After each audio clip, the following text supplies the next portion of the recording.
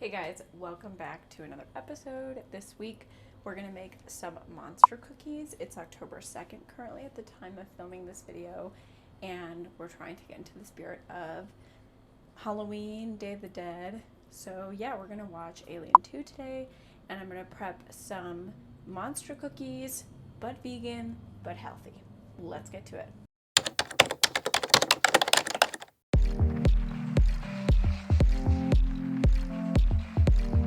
Buenos dias, amigos. Let's get to this super delicious recipe.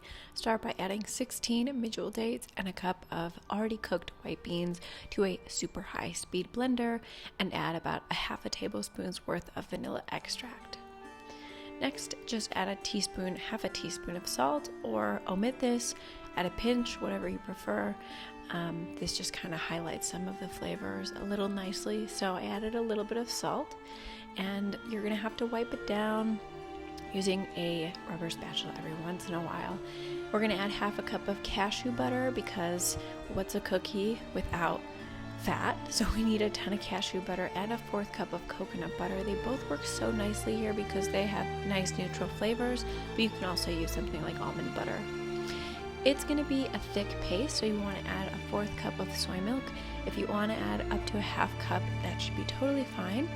It always takes a while to really blend those dates and those beans, so it's nice and pureed and smooth rather than chunky and kind of unpleasant, really. Now, add all of the wet ingredients to a large mixing bowl. And we're going to add our dry ingredients, which are kind of a handful of ingredients, but I will leave these on the description. I like to sieve it just a little bit because things like baking soda and all-purpose flour sieve nicely, and then because this recipe also does have some quick cooking oats, I just kind of plop them in there because they won't go through the sieve. At first it will seem kind of dry, but believe in it, it'll get nice and moist.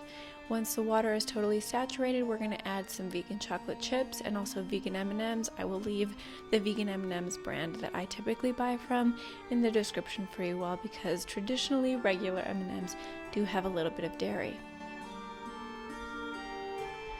Once the mixture is fully combined, add it to a plate because we will have to move it to the fridge. At this point, it's going to look really nice and like a rainbow. And put all of your cookie mixture into the refrigerator for 1 hour. You can leave it there overnight if you prefer. On a baking tray, you can line it with parchment paper or just a little bit of olive oil, as I did here. You can also use a baking mat that are reusable. And we're going to take about a half cup's worth of the cookie mixture. Personally, I decided to weigh it, then split it into 6 even cookies, but you can use a half cup as well. I made them very large, so you can choose to make them much smaller. I wanted this sort of like Noodles & Company aesthetic for a large cookie, so that's what I went for. So I only baked 3 at a time, but the recipe does make enough for 6 large ones, and I think approximately each cookie was about 250-280 grams, so they're quite large. Once they're nicely spread out, we're going to bake at 350 Fahrenheit, 180 C for about 12 minutes, making sure to flip the tray halfway. The colors do bleed out a little bit, but it's not that bad. Let them cool completely and enjoy. They're super delicious. You won't even know they have dates and beans. Sort of random, but it's totally worth it for the extra health kick. If you guys like this content, be sure to subscribe, and I'll see you next Friday for another video. See you next time.